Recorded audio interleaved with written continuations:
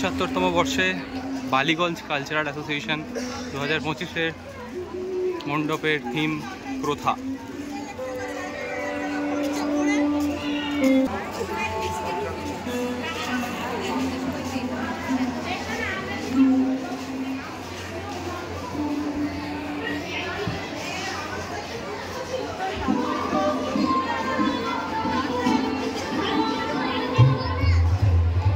মণ্ডপটাকে দুতলা নির্মাণ করা হয়েছে।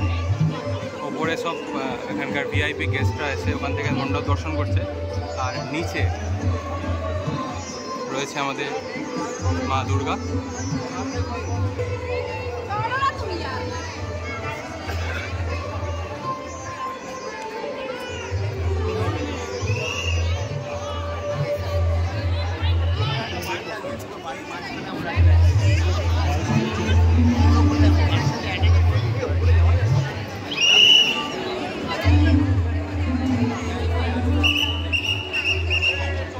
খুব সুন্দর সাজিয়েছে মণ্ডপটা।